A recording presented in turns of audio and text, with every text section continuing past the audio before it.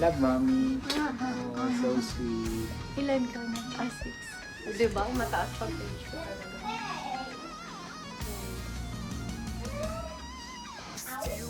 Ako na nga lang, akin ko page ko to eh. Lumayas ka na. Oh, mag-live ka dyan sa Katimaw. Hi, happy birthday Apple Ronaldo Villanueva. Thank you. Thank you. Raymond Prado. Hi, mom. Happy birthday, Lodi. Jojit Santa Maria. Thank you. Ngayon, naggawa lang ako ng birthday vlog. Yun lang yung plano ko ngayong birthday ko. Ayoko na masyadong plastic. Ayoko masyadong mga taong mapagpanggap. Nakakapagod magpakain ng mga taong ewan-ewan, diba? I-aksahin mo yung pera mo para sa mga taong parang gagastos ako for kung sino-sinong tao lang. Papakainin ko ng mga mapipera, ng mga lalaitin din naman ako, mga kaibigan kong, diba? So, this time, ang ginawa ko, gumawa lang kami ng birthday vlog. Yung mga nabigyan nyo ng ano po, Mga nabigyan. grocery. Oh. Sa takarat mo. Sobrang sa'yo yung mga Opo, nabigyan natin. very Mga homeless ano, people. opo. Kasi ilang days na kami umiikot sa ilalim ng LRT, MRT. Naghahanap kami, parang almost 3 days na. Yun yung vlog Third namin. day na po Opo, actually. subscribe niyo ako sa channel ko kasi parang doon parang nandun na talaga nagpo-focus ako na. So doon lately lang ako talaga nag-focus sa maayos na vlogging.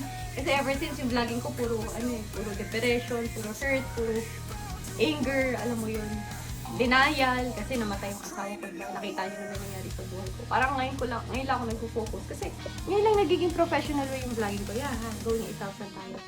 Kasi pumasok na nga yung mga katimangs, di ba? Andiyan na sila. Kailangan na natin magpasahod. Kasi para sa kanila yung kikitain ng vlog. Kaya subscribe niyo ako sa Apple Angeles, sa YouTube channel. Kaya only Apple Angeles. Don't forget. Yeah. Kung gusto niyo magstay ako sa YouTube.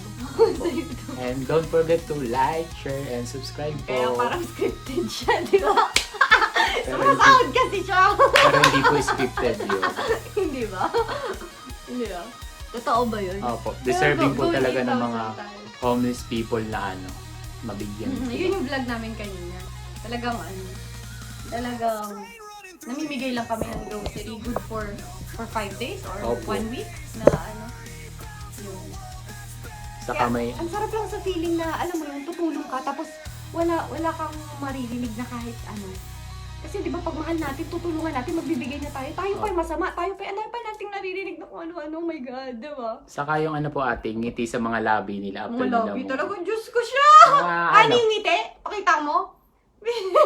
After po nila makuha yung bags na naglalaman Grocery po ng mga bag. grocery. Goods. Opo. Sobrang Nag-vlog kasi po, kami saya kanina. po nila. Dami nagtatanong sa akin, ano gagawin ko sa birthday ko? Walang makapaniwala. Nandito lang ako sa bed ko. Ba't ayaw ba nila maniwala? Diyos ko. Opo. Bakit? Ganun ba kataas yung tingin nila sa isang Apple Angeles? Hindi eh. Parang ako feeling ko, isa lang akong basura sa mundo na to eh. Na nagtatry hard na makatulong. Nagtatry hard na maging isang maayos na tao, mabuting tao. Kumbaga, marami rin akong mali eh. Sobrang makasalanan na tao ako. Marami akong mali. Ang dami ko ba ang dapat i-correct? Parang everyday is a lesson, di ba? Kaya for me, itong age, itong pag-edad, hindi siya kasi di ba iba na insecure pag tatanda na ako, ano ba yan, ganyan. Ako hindi eh, parang age is wisdom. Age is knowledge, age is a gift. You have to appreciate na nabuhay ka uli ng 1 taon. Wow, di ba? Wow, 1 taon pa na naman pala yung lumipas sa buhay mo, hindi mo namamalayan. Di ba? Kaya for me, age is talaga. Safe po tayo kahit nandiyan pa rin si Wisdom. COVID. Yun lang. Gusto ko lang bukas, birthday ko. Yun yung day ng birthday ko. Now, dito lang ako sa bed. Magmumuni-muni lang ako. And siguro,